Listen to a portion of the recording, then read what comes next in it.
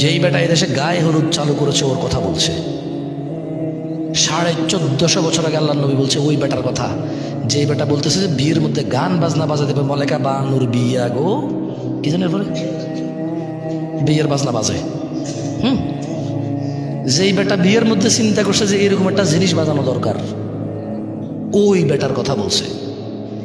যেই বেটা বলছে বিয়ের মধ্যে ছেলে পক্ষ মেয়ের বাড়িতে আসবে কুলা ধান হলিদ মরিচ নিয়া, যে বেড়ির বিয়ে করবো ওই বেড়ি সহ ওই বেড়ির বোন যত আছে স্বাস্থ্য মামাতো আলাতো পাড়াতো চাচাতো খালাতো ফুফাতো সব বেড়িরে ওই যে বেটা বিয়ে করবো ওই বেটার বন্ধু বান্ধব মিলা হলুদ মেখে দিবে। قال رسول الله صلى الله عليه وسلم من سن في الإسلام سنة حسنة, যে ব্যক্তি ইসলামে কোন নেক কাজ চালু করবে, এ আবার ভুল বুঝেন না, মন গড়া কোনো একটা চালু করে দেওয়ার কথা বলতেছে না। মানে ইসলামে একটা আমল আছে, একটা সুন্নত আছে, একটা কাজ আছে যেটা আল্লাহ নবী সাল্লাল্লাহু আলাইহি ওয়াসাল্লাম দিয়ে গেছে, কিন্তু এই সমাজে ওই সুন্নতের প্রচলন নাই। এই সমাজে ওই মানে আল্লাহ নবী সাল্লাল্লাহু আলাইহি ওয়াসাল্লাম যে সুন্নতটা পালন করতো এটা যদি আমার সমাজে না থাকে, আমার কাছে যদি তথ্য আসে যে এরকম একটা সুন্নত আছে যেটা নেকি আছে মানুষের জন্য, আমি যদি এটা প্রচার করি, সেই সুন্নতের কথা বলতেছে, বুঝছেন না বোঝেন নাই, নিজে নিজে বানানোর দরকার নেই। তো আল্লাহ নবী বলছে যে মান সান্না ফিল ইসলামি সুন্নাতান হাসানা, যে ব্যক্তি ইসলামে কোনো নেক প্রথা চালু করবে, ফালাহু আজরুহা ওয়া আজরু মান আমিলা বিহা বা'দাহ, সে যে লোকটা এই সুন্নতটা চালু করলো সে নেক কর্মের সওয়াব পাবে, এবং যেই ব্যক্তি এর থেকে শিখবে ও যা সওয়াব পাবে এও সমান সওয়াব পাবে, ওর থেকে কিছু কমবে না। আসেন এবার ওয়ামান সান্না ফিল ইসলামি সুন্নাতান সাইয়্যা, পক্ষান্তরে যে ব্যক্তি কোনো কুপ্রথা চালু করলো, গায়ে হলুদ যেই বেটা চালু করেছে তার কথা বলছে। যেই বেটা এদেশে গায়ে হলুদ চালু করেছে ওর কথা বলছে। 1450 বছর আগে আল্লাহ নবী বলছে ওই বেটার কথা, যেই বেটা বলতেছে যে বিয়ের মধ্যে গান বাজনা বাজা দেবে, মলেকা বানুর বিয়া গো কি জানেন বলে বিয়ের বাজনা বাজে। যেই বেটা বিয়ের মধ্যে চিন্তা করছে যে এরকম একটা জিনিস বাজানো দরকার, ওই বেটার কথা বলছে। যেই বেটা বলছে বিয়ের মধ্যে ছেলে পক্ষ মেয়ের বাড়িতে আসবে কুলা ধান হলিদ মরিচ নিয়া, যে বেড়ির বিয়ে করবো ওই বেড়ি সহ ওই বেড়ির বোন যত আছে স্বাস্থ্য মামাতো আলাতো পাড়াতো চাচাতো খালাতো ফুফাতো সব বেড়িরে ওই যে বেটা বিয়ে করবো ওই বেটার বন্ধু বান্ধব মিলা হলুদ মেখে দিবে। ওর কথা বলছে যে এটা চালু করছে, ওর কথা বলতেছে যে বলেছে রেস্টুরেন্টে গান বাজাইতে হবে তাইলে কাস্টমার টিকে থাকবে, ওই বেটার কথা বলছে।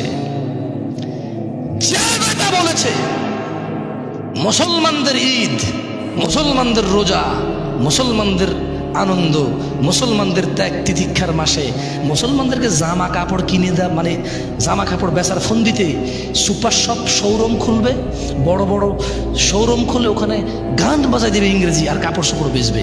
হ্যাঁ, মুসলিমরা পাগল হয়ে গেছে, সারা মাস রোজা রেখে জামা কাপড় কিনতে যায়, গান না শুনলে মুসলিমরা পাগল হয়ে যাবে, এদেরকে গান শোনাও, ভালো করে তোমার কাপড় চোপড়ের দোকানে গান বাজায় দাও, মৃদু সাউন্ডে ইংলিশে এভাবে ইংরেজিতে গাইবে, কিছু তোমার বুঝে আসবে না। হ্যাঁ, যেই বেটা এই সিস্টেম চালু করেছে যে রেস্টুরেন্টে খাইতে যারা আসবে তাদেরকে গান শোনাইতে হবে, শোরুমে যারা কাপড় চোপড় কিনতে আসবে তাদেরকে গান শোনাইতে হবে, তাই বিজনেস মিয়া 100 সফল। ওই বেটার কথা বলছে। প্রশ্ন তো আসে আমার কাছে, প্রশ্ন শোনার পরে ঘুম আসে না সারা রাত আমার। কি প্রশ্ন? হুজুর, একটা মেয়ে ডিভোর্সি, তার সাথে আমার যোগাযোগ হয়, কথাবার্তা হয়, বিবাহর যা সম্পর্ক সবই হয়। এখন আমার কাছে মনে হয় মেয়েটা লোভী, সে গিফট চায়, আর অন্যান্য ছেলের সাথে মনে কথা বলে, কিন্তু ইয়েতিম মানুষ, আমারও দয়া লাগে, আমার কি মেয়ের সাথে সম্পর্ক কন্টিনিউ করা জায়েজ হবে? আমি কি কয়, আপনি হাসতেছেন, আমার সারা রাত ঘুম আসে না। আমার বউ আমারে কয় তুমি কি পাগল হয়ে গেলা, নিজে নিজে হাসো কেন? আমি বলি যে হাসবো না, কি করবো বুঝতেছি না, জবাব দেবো কি আমি? মানে প্রশ্ন এখন আর এটা না যে কোনো মেয়েকে বিবাহ করা ছাড়া কথা বলা যাবে কিনা। কয়েক বছর সম্পর্ক করে, বিবাহের সব সম্পর্ক করে এখন তার মনে হয় লোভী, অন্য ছেলের সাথে কথা বলে, আবার মেয়েটা ইয়েতিমও, ওর সাথে এখন কথা বললে কথা বলা ছেড়ে দিলে, ওর আগেও ছেঁকা খাইছি তো, একটা ডিভোর্স হয়ে গেছে, মানে কোনো বদদোয়া লাগবে কিনা আবার। বলেন আমি কি জবাব দিব? আমার কাছে আসে প্রশ্ন। ইন্না লিল্লাহি ওয়া ইন্না ইলাইহি রাজিউন। যাই হোক, ওদের সোর্স অফ নলেজ আমার জানা নেই। মেয়ে খুব পর্দাশীল। কেন আপনার বোন নাই? ওই মেয়েকে আকাশ থেকে পড়ছে নাকি? ওকে জানো ওর কোনো বাবা নেই? ওর বাপ কি নিঃসন্তান নাকি? ওর বাপ কি, ওর বাপের কি পুত্র সন্তান নেই নাকি? ওর মেয়ের কি ভাই নাই নাকি? আকাশ থেকে আসছে, বিদেশ থেকে ওকে ইম্পোর্ট করে নিয়ে আসা হয়েছে। ছিলেন না আপনারা ওদেরকে? ছেলে একটা ঘুরঘুর ঘুরঘুর ঘুরঘুর করে, কি ওকেও ভালোবাসে। তো আপনি কিভাবে জানেন আপনাকেও ভালোবাসে? আপনি তো পর্দা করেন, আপনাকে রিচ করছে কিভাবে সে? আমি এটা জিজ্ঞেস করছি। আমাকে বলে যে 2 বছর থেকে একটা ছেলে ঘুরে, আমি আমার বাবার পছন্দ ছাড়া বিয়ে করবো না, ওকে বলেছি ভালোবাসি না, কিন্তু 2 বছর থেকে ঘুরে, কত মেসেজ পাঠায়। আমি বললাম যে আমি আপনাকে ব্লক করে দিলাম, দেখি আপনাকে মেসেজ পাঠান। ওরা আর এক আইডি দিয়ে 2 দিন পরে মেসেজ দিয়েছে, শেখ শেখ আমার আইডি একটু খুলে দেন। আমি বললাম দেখছেন, এটাকে ব্লক করে দিল, শেষ। কয়টা করবেন? একটা ছেলে, আপনি খুব ধার্মিক মহিলা, আপনাকে একটা ছেলে 2 বছর থেকে অ্যাপ্রোচ করে, আপনি খুব ধার্মিক আল্লাহ ভীরু, কিন্তু ওই ছেলে আপনার সাথে কথা বলার সুযোগ আপনি রাখছেন। আর একটা ছেলে আপনার ফেসবুক আইডি জানে, জানতে হবে কেন? আচ্ছা জেনে গেল, ঠিক আছে, বান্ধবীর থেকে জেনে গেছে, তো ও প্রেমের প্রস্তাব দিচ্ছে। আচ্ছা বুঝছি, ওর কাছে সুযোগ ছিল, দিচ্ছে। আমি তো করবো না, আমি করবো না, তো আমার সাথে করতে পারতেছে না প্রেম। আমি যদি না চাই যে আমাকে মেসেজ করবে না, তাহলে ওটাও পারবে না। বোঝেন নাই কথা? একটা মেয়ে আমাকে বললো আই লাভ ইউ হুজুর, আমি বললাম যে আই এম সরি। সে বললো আমি ফাঁসি দিয়ে দেবো। আমার কি এই দেশে কোনো ল আছে নাকি কেউ বিয়ের প্রস্তাব, প্রেমের প্রস্তাব দিলে যদি রাজি না হয় ও ফাঁসি দিলে আমার দোষ আছে নাকি? এরকম তো পাগলামের সীমা আছে তো। কোন কোন কোন কোন স্কুল কলেজে পড়াশোনা করা ছেলে মেয়েগুলা ভয় পায় ওই ছেলে ব্লেড হাত কেটে ফেলবে। আরে ওর হাত, ওর ব্লেড, ওর জীবন, ও কাটুক, আমার কি? আমার দোষ কি? আমাকে একজনে বলবে যে আই লাভ ইউ, আমাকে বিয়ে করে ফেলতে হবে, নাহলে ও মরে যাবে, আমার দোষ। দেশের সরকারও তো এটাকে পাগল বলবে, ইসলাম তো এটাকে গুনায় ধরবে না। ওর কাজের জন্য ও দায়ী, আমার কাজের জন্য আমি দায়ী। তো এইসব ছেলে মেয়ের সোর্স অফ নলেজ কি আমি জানি না। একজন বলল যে হুজুর আপনি যে বললেন তাহাজ্জুদের নামাজ পড়ে প্রেমিকা চাওয়া যাবে না, কিন্তু হাদিসে তো আছে নেককার স্ত্রীর জন্য তাহাজ্জুদের নামাজ পড়া যাবে। তা দেখছেন কি বাপরে বাপ, কি বড় আলেম। তাহাজ্জুদের নামাজ পড়ে আমি বলবো যে ইয়া আল্লাহ আপনি আমাকে এমন স্ত্রী সন্তান দান করুন যা দেখে আমার চোখ জোড়াবে, এটা হলো এটা। আর সে বলছে ইয়া আল্লাহ জরিনাকে আমাকে দাও। তুই জরিনাকে চিনোস কেমনে? তোর যে ইসলাম তোরে শিখাইছে যে তাহাজ্জুদ পড়ে দোয়া করলে নেককার স্ত্রী পাওয়া যায়, ওই ইসলামকে তোর জরিনারে শিখাইছে, চিনাইছে? ওই ইসলাম তোরা চকিনা চিনাইছে? ওই ইসলাম জানলে তো তুই জরিনা চকিনা চিনারই কথা না। বুঝাই দিয়ে পারে নেই। ইসলাম আমাকে শিখাইছে যদি আমি তাহাজ্জুদ পড়ি নেককার স্ত্রী পাবো দোয়া করলে। এই ইসলামই আমাকে এমন প্রোটোকল দিছে, কুল্লিল মুমিনিন, এ মুহাম্মদ সাল্লাল্লাহু আলাইহি সাল্লাম মুমিন পুরুষকে বলেন ইয়াগুদ্দু আবসারহুম, এ জাতের চোখ নিম্নগামী করে, ওয়া ইয়াহফাযু ফুরুজাহুম, এবং তার লজ্জাস্থান হেফাজত করে। তো আমার চোখটা নিজে জরিনা কিরকম আমি তো চিনি না, আমি কেমনে তাহাজ্জুদে পড়বো কল্পনা করে জরিনার ইয়া আল্লাহ এই মাইয়াটাই আমার লাগবে। তো দুয়ার মধ্যে পার্থক্য আছে না? তাইলে একটা হচ্ছে নেককার স্ত্রী চাইলাম, আর একটা হলো ওরেই চাইলাম। তো ওকে তোরে ইসলামে তো ওরে চিনার সুযোগই দেয় নাই। চিনোস কেমনে তাইলে? ও বেটা চিনোস কেমনে? ইসলাম তো আমাকে চোখে না জোরে নাকি চিনায় না, তাহলে আমি তাহাজ্জুদের নাম নিলাম কেমনে? ওর চেহারা কেমনে আমার চোখে বাসে? ও তো ইসলাম আমাকে অ্যালাউডই করে নাই ওকে দেখা। মানে ইসলামের যেটা নিষেধ করেছে ওটা আমি দেখব, দেখে কোনটা দিবে সুযোগ আছে ওটার জন্য যাবে। এভাবে হয় নাকি? এভাবে হয়? দোয়া কবুল হয় এভাবে? গুনাহগার হিন্দু হোক, বৌদ্ধ হোক, খ্রিস্টান হোক, মুসলমান গুনাহগার হোক, পৃথিবীর মানুষ যদি চায় তার গুনাহকে নেকিতে পরিবর্তন করবে। ও যেই ধর্মেরই হোক না কেন, যেই দ্বীনেরই হোক না কেন, সেম প্রসেস শিখাই দেব, জানাই দেব যে হিন্দু লোকটা যদি তার শিরকের গুনাহকে নেকিতে পরিবর্তন করতে চায়, ওই যে লোকটা যে আল্লাহর সাথে শিরিক করে নিজেকে মুসলমান বলে মাজারে গিয়ে চিন্তা দেয়, ওই যে লোকটা নিজেকে মুসলিম বলে আল্লাহ ব্যতীত অন্য কারোর জন্য জবাহ করে, এই লোকগুলো তাদের গুনাহগুলোকে কিভাবে নেকিতে পরিবর্তন করবে শিখাই দেব। ইল্লা মান তাব, এ হলো মানুষ, এ হলো কি মানুষ, ওর ধর্ম যেটাই হোক। সে বলল যে, সে কি বলল, সে প্রথমে আল্লাহর দিকে আসলো, এসে বলল যে আল্লাহ আমি অন্যায় করেছি। এবার অন্যায় যদি আল্লাহর শিরক হয় তাহলে বলবো যে শিরক করেছি অন্যায়, যদি জানা হয় তাহলে বলবো জানা করেছি অন্যায়, মদ হলে বলবে মদ করেছি অন্যায়। বুঝলেন কথা? আল্লাহর কাছে এসে বলবে আল্লাহ শিরক করতাম আর করবো না, মদ খেতাম আর খাবো না, জানা করতাম আর করবো না, এই ধরনের যে কোনো অন্যায় বলবে যে আল্লাহ এটা আর করবো না। তো আল্লাহ বলছে ইল্লা মান তাব, যেটা অন্যায় অপরাধ যেটাই হোক সেম অপরাধ থেকে সে কি করলো, ফিরে আসলো। ওয়া আমানা, এবং আল্লাহর প্রতি দৃঢ় ঈমান আনলো। কি আনলো? আচ্ছা, কোনো হিন্দু যদি ঈমান আনে সে কি আর হিন্দু থাকে? খ্রিস্টান ঈমান আনলে খ্রিস্টান থাকে? দেখছেন, এই অফারটা কিন্তু বিশাল অফার। সুবহানাল্লাহ, আল্লাহর উদারতাই এমন। সুবহানাল্লাহ, আল্লাহুম্মা ইন্না নাসআলুকাল জান্নাহ ইয়া আল্লাহ। তো ওয়া আমানা, ঈমান আনলো। ঈমান আনার পর কি করতে হবে? একটা কাজ, ওয়া আমিলা আমালান সালিহা, সৎকর্ম করবে। কি কর্ম করবে? অপরাধ যা করছে তো করে ফেলছে, এখন সৎকর্ম করবে। আল্লাহ বলছে যে তাইলে যদি তওবা করে, ঈমান আনে, ভালো কাজ করে, পিছের সব খারাপ কাজ নেকি হয়ে যাবে। এটা হচ্ছে কেমন অফার আমি উদাহরণ দিতে গিয়ে বলি, যদিও উদাহরণটা খুবই তুচ্ছ এবং জীবনে এই অফার জীবনে পাওয়া যাবে না। এই একজন লোকের কাছে জাল টাকা আছে, সরকার হঠাৎ করে বললো যে তোমাদের কাছে যত জাল টাকা আছে আচ্ছা সারেন্ডার করো, আর বানাবা না, এটাই শেষ, আর বানাবা না, এই সবগুলো টাকা নিয়ে আসো, যত টাকা আনবা অত টাকা আমি আসল টাকা দিয়ে দেব। বুঝেন নাই কথা? এর চেয়ে তো বিশাল অফার। এটা কি হবে? সরকার টিকবে? মানুষ একে তো জাল টাকা বানায়, সে চিন্তা করবে অফার কত দিনের। সরকার যদি বলে যে 1 মাস সুযোগ, সে ওই 1 মাসে চিন্তা করবে মেশিন কই পাওয়া হয়, যেহেতু জাল টাকা দিলে আসল টাকা দিলে। উল্টা বাংলাদেশের যত মানুষ জাল টাকা বানানো, সবাই জাল টাকা বানানো শুরু করে দিলে। বোঝেন নাই কথা? তো আপনারা আবার গুনাহকে নেকিতে পরিবর্তন করতে যাইয়া যাদের গুনাহ নাই চিন্তা করেন যে আগে গুনাহ করে ফেলি, তাহলে নামাজ পড়তেছি সওয়াব, গুনাহ করতেছি ওটাও সওয়াব হয়ে যাবে, ডাবল ডাবল সওয়াব।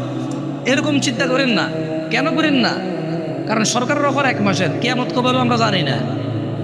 মোটামুটি এটা তো আন্দাজ, আল্লাহ মাফ করুক, 1 মাসের ভিতরে হয়ে যাবে এরকম তো জানি না। কারণ আলামত যেগুলো আল্লাহ নবী বলে গেছে এখনো বাকি আছে। এখনো কি মানে ওই সূত্র থেকে যে নলেজ সোর্স পাওয়া যায় এখনো মোটামুটি অজানাই আমাদের, কি এবং আন্দাজের বাইরে কত দিন পরে কিয়ামত আসবে এখনো আমাদের কি, যত ওয়াজ মাহফিল শুনেন অমুক কিয়ামত হয়ে যাবে অমুক, এগুলো আসলে সঠিক না। এখনো যে আলামতের কথা আছে আন্দাজের বাইরে। কিসের বাইরে? অ্যাটলিস্ট আমাদের 60-70 বয়সের জীবনের আন্দাজের বাইরে। ওয়াল্লাহ বাকি আল্লাহ ভালো জানে, কে ভালো জানে। সো ওই গুনাহ করতে যাই যে গুনার যে নেকিতে পরিবর্তন করার চিন্তা করলে গুনাহ অবস্থা যদি মরে যান তাহলে কিন্তু অবস্থা খারাপ হয়ে যাবে। অবস্থা কি?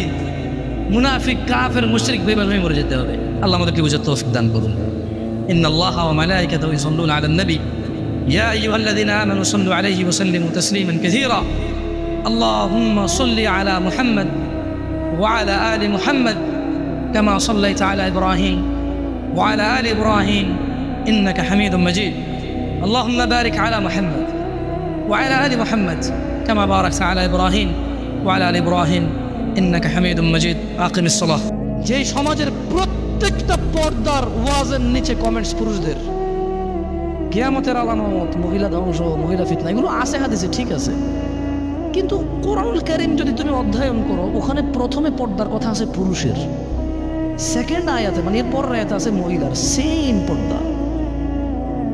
মানে ওর কথা হচ্ছে মহিলা হাঁটছে সমাজ নষ্ট হয়েছে কেমনে? পোলাপান ফেলফেল করে তাকায়া ছিল, পোলাপান যে ফেলফেল করে তাকায়া ছিল ওতে পোলাপানের সমাজ নষ্ট হয় নাই। তো এই সমাজের ক্র্যাক মাইন্ডেড পুরুষের কি করব আমি? কি করব এই অর্ধগলিত পচা বিবেকহীন পুরুষের এই সমাজের বসতিতে? এই সমাজ কিভাবে উন্নত হবে যে সমাজের পুরুষকে আল্লাহ বলেছে তুমি তোমার চক্ষুকে অবনত করো, সে এমনি তাকায়। আল্লাহ বলছেন নিচে করো, সে তাকায়, এটা দোষ না। মহিলা আল্লাহকে বলছে ঢেকে চলো, মহিলা খুলে চলছে কেন? মহিলার দোষ। দুইজনের তো দোষ হওয়া উচিত এখানে, ঠিক না? কিন্তু এখানে দোষ একজনের। এখানে দোষ কয়জনের? একজনের দোষ। আচ্ছা, মহিলাকে যেই মানে সহবাসের যেই কি বলে এটাকে, মহিলা কে বানাইছে? কে বানাইছে? পুরুষকে পুরুষ কে বানাইছে? তাহলে তো আমাদের একটা যৌনাঙ্গ আছে, উভয়ের যৌনাঙ্গ বা যৌনি আছে না? তো মহিলা পুরুষ একসাথে শুয়েছে বিবাহ ছাড়া, এখন বেডিটা আর এরকম বিয়ে করতে পারবে না, বেটাটি বিয়ে করতে পারবে কে রে? দুজন তো সেম কাজ করেছে। বুঝি একজন অপবিত্র হয়ে গেছে, একজন পবিত্র রয়ে গেছে, এটা হয় নাকি? এখানে অপবিত্র কয়জন? দুইজন। যেখানে সমাজে একটা বেডি বিবাহ হয়েছে, জামাই নির্যাতন করে, ওর তালাক হয়ে গেছে, এখন আর কোনো ভালো পুরুষকে বিয়ের প্রস্তাব দেয় না। কিন্তু ওই বেটা ঠিকই টাকার জোরে, গরমে, সামাজিকতা, তার আধিপত্য, তার পরিচিতি, ঠিকই আরেকটা বিয়ে করে ফেলছে। মহিলাটা আগে বিয়ে হয়েছিল, কই অনুযায়ী তো গরম থাকে নাই না, তালাক হয়ে গেছে, বিয়ে দিয়ে দিছে। আচ্ছা, নিশ্চয়ই বেড়ি সমস্যা আছে। মানে হাতে বেটা কি এমনি, হাতে কি এমনি বিয়ে করছে, তার শখে তালাক দিয়ে দিচ্ছে। কোনো বেটা চায় তার বেড়ি তালাক দিয়ে দিতে, সব দোষকার মহিলার। যেখানে বিধবা মহিলাকে কেউ বিয়ে করতে চায় না,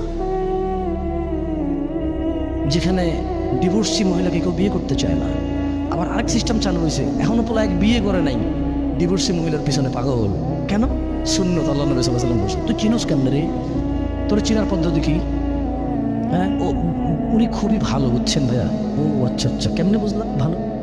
মানে আমি তো আসলে অবজার্ভ করেছি, বুঝছেন, কথাবার্তা বলেছি, চাল চলন খুবই ধর্মভীরু, সবসময় নামাজের কথা, আল্লাহর কথা বলে, সবসময় এগুলো বলে, রাইট? দেখছেন, মানে ও ধর্মভীরু কিন্তু বেডির সাথে কথা কয়। আরে তোমার যদি বিধবা মহিলার ইচ্ছা করে বিয়ে করতে, ঘটককে বলো, কারা বিয়ের মিডিয়া আছে ওদেরকে বলো, তোমার বাপকে বলো যে আব্বা আমি বিয়ে করব, তবে আমি একজন ডিভোর্সি মেয়ে বিয়ে করব। আব্বা আমি বিয়ে করব, আমি একজন বিধবা মেয়ে বিয়ে করব। যদি কোনো বোন বিয়ে বসতে চায়, সে বলবে যে আব্বা আমি বিয়ে বসবো, তবে আমি কুমার ছেলের কাছে বসবো না, এমন একজন পুরুষ যার বউ আছে এবং তাদের খুব ভালো সুখের সংসার, যে পুরুষ তার বউয়ের প্রতি নির্যাতন করেন, আপনি এরকম একজন দেখেন। মানে যদি তোমার এত শখই জাগে বিবাহিত বেটার সাথে বিয়ে বসতে, তোমার যদি এত শখই জাগে ডিভোর্সি আর বিধবা মহিলার সাথে বিয়ে বসতে, তখন তুমি ওই পদ্ধতি অবলম্বন করতে পারো। নিজে নিজে কানেক্টেড হয়ে যত দরকার নেই, ওখানে তো জানা সৃষ্টি হবে। কি সৃষ্টি হবে? আল্লাহ আমাদেরকে বুঝার তৌফিক দান করুন। আমি একটু অবশ্য সময় নিয়ে নিয়েছি।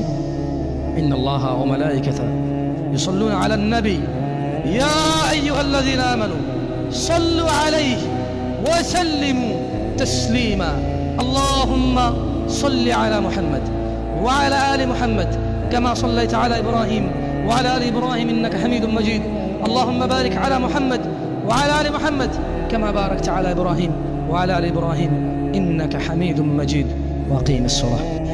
অন্য সব অপরাধের ব্যাপারে এরকম বলা নেই। তিনি সুবহানাহু ওয়া তাআলা সূরা ইসরার 32 নম্বর আয়াতে বলেছেন, ওয়ালা তাকরাবুজ জিনা, আর জিনার ধারে কাছেও যেও না। কেন? ইন্নাহু, পারকে এভাবে হাত ধরে হাঁটা, কানা ফাহিশা, নিশ্চয়ই অশ্লীলতা, ইন্নাহু, নিশ্চয়ই রেল লাইনে ছেলে মেয়ে হাত ধরে কবিতা বলে বলে গান গেয়ে গেয়ে হাঁটা, কানা ফাহিশা, নিশ্চয়ই অশ্লীলতা। লা তাকরাবুজ জিনা, জিনার কাছেও যেও না। কেন? ইন্নাহু কানা ফাহিশা, নিশ্চয়ই এটা অশ্লীলতা। ক্লাসের ভিতরে বসে দুইজন পাশাপাশি বেঞ্চে, টিচার বোর্ডে দেখাচ্ছে, একজন একজনের পায়ে পা লাগিয়ে দেওয়া, একজন একজনের হাত ধরা, নিশ্চয়ই কলেজ থেকে বের হয়ে একজন আরেকজনের হাতের ভিতরে এভাবে হাত ঢুকিয়ে দিয়ে এভাবে হাঁটা, কানা ফাহিশা, অশ্লীলতা, অশ্লীলতা, অশ্লীলতা। লা তাকরাবুজ জিনা, কাছেও যেও না। এভাবে মেসেজ করো না, এটা কাছে যাওয়া হয়। এভাবে রেল লাইনে হেঁটো না, পার্কে বসো না, হাতের জিনে ভাবে হেঁটো না, এটা কাছে যাওয়া। লা তাকরাব, কাছে যেও না, নিকটবর্তী হয়েও না। জিনা, অশ্লীলতার তুমি কাছে যেও না। ইন্নাহু কানা ফাহিশা, নিশ্চয়ই এটা অশ্লীল। ওয়া সাআ সাবিলা, এবং নিকৃষ্ট আচরণ, বর্বর আচরণ, নোংরা আচরণ, বন্য আচরণ। কাছেও যেও না, কাছে যাওয়াটাই নিকৃষ্টতা। কাছে যাওয়াটাই অশ্লীলতা। মেসেজ করা, চিঠি লেখা, হাত ধরা, চোখ টিপ দেওয়া, রাস্তায় হাঁটা, পার্কে বসা, রেল লাইনে চলা, একসাথে দেখা করতে, কফি হাউসে যাওয়া, চায়ের দোকানে যাওয়া, ফুচকা দোকানে যাওয়া, কাছে যাওয়াটাই অশ্লীলতা। ওয়াসাআ সাবিলা, এবং নিকৃষ্ট বর্বরতা। যেও না, যেও না। তোমাদের রব বলেছে রহমানের বান্দারা জেনা করে না। যেও না, যেও না। তোমাদের রব বলেছে এটা নিকৃষ্ট এবং ঘৃণিত আচরণ, এর কাছেও যাওয়া যাবে না। তোমরা কি আম্মাজান আয়েশা রাদিয়াল্লাহু আনহার কথা শোনোনি? তিনি কি 1450 বছর পূর্বে তোমাকে, তোমার বাপকে, তোমার দাদা, পরদাদা, তোমার 14 গোষ্ঠী, তোমার পূর্বপুরুষ 1450 বছর থেকে তিনি কি বলে যান না? তিনি কি এখনো ডেকে ডেকে বলছে না? তিনি কি এখনো বলে না তোমাদের, তোমাদের মাদ্রাসার হুজুররা, তোমাদের মসজিদের খতিবরা, তোমাদের ডাবল টাইটেল, ট্রিপল টাইটেল মাওলানা, পাশ মাওলানারা, তারা কি তোমাদের বলে না? তোমাদের মক্তব্যে কি কোরআন পাওয়া যায় না? তোমাদের মক্তব্যে কি হাদিস পাওয়া যায় না? তোমাদের দেশের লাইব্রেরিগুলোতে কি হাদিসের গ্রন্থ পাওয়া যায় না? এগুলো কি কোনো বিলুপ্ত প্রাণী যা চিড়িয়াখানায় টাকা দিয়ে দেখতে হয় গিয়ে, এরকম নাকি? তোমাদের এই জুমাটা কি ফ্রি না? তোমরা কি ফ্রিতে কথাগুলো শুনছো না? কয়জনে কি পে করে, কয়জনে নির্মাণের কাজে সহযোগিতা করে, কয়জনে দিলেও যারা দেয়, কি বা দেয়? ওর চোখ আল্লাহর, ওর নাক আল্লাহর, ওর মুখ আল্লাহর, ওর হাত আল্লাহর, ওর কিডনি আল্লাহর।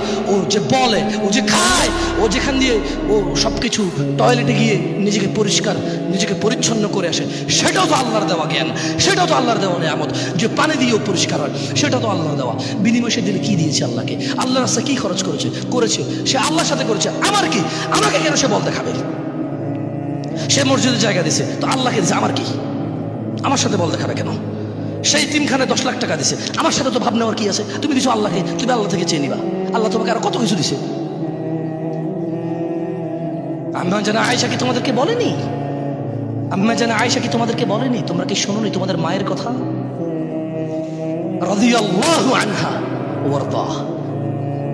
তোমরা রাসূলুল্লাহ সাল্লাল্লাহু আলাইহি সাল্লামকে ভালোবাসো, সারাদিন গজল গাও, নবিয়ুন গাইতে থাকো তোমরা, মুহাম্মদ মুহাম্মদ বলে তোমরা সাল্লাল্লাহু আলাইহি ওয়াসাল্লাম একবারও বলো না তোমাদের গজলগুলোতে। তোমাদের গজলগুলোতে শুধু আল্লাহ রাসূল সাল্লাল্লাহু আলাইহি ওয়াসাল্লাম শুধু নাম আর নাম, নাম নাম জপে জান্নাতে চলে যেতে চাও, অথচ তিনি বলেছেন ওনার নাম আসলে যে দুরূদ পড়ে না সে কৃপণ বখিল বখিল জান্নাতে যাবে না। তোমরা আছো গান বাজনা নিয়ে ব্যস্ত, তোমরা গজলগুলোকে গান করে ফেলেছো, সিনেমা নাটক করে ফেলেছো ধর্মকে। 1450 বছরে কত স্পষ্টভাবে এখানে বলা আছে কোথায়? আর আয়েশা রাদিয়াল্লাহু তাআলা আনহা, আয়েশা রাদিয়াল্লাহু তাআলা আনহা থেকে বর্ণিত, তিনি বলেন আন্না রাসূলুল্লাহ সাল্লাল্লাহু আলাইহি ওয়াসাল্লাম قال মুহাম্মদ, চেনেন ওনাকে? সাল্লাল্লাহু, কে উনি? আল্লাহর কি চেনেন? নাম শুনেছেন ওনার? কখনো পরিচয় নেওয়ার চেষ্টা করেছেন ওনার?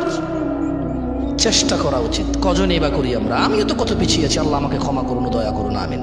আপনাদেরও।